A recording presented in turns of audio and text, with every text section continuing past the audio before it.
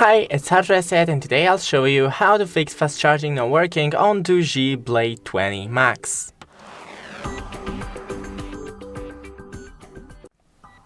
So first, check the cable for any damage or compatibility.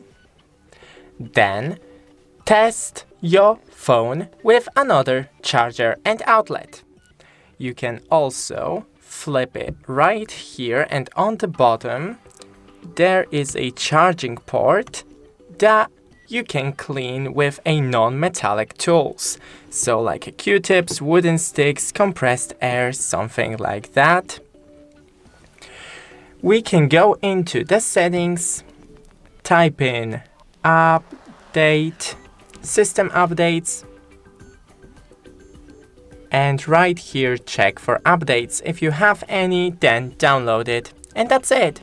Thanks for watching, don't forget to leave a like and see you in the next one.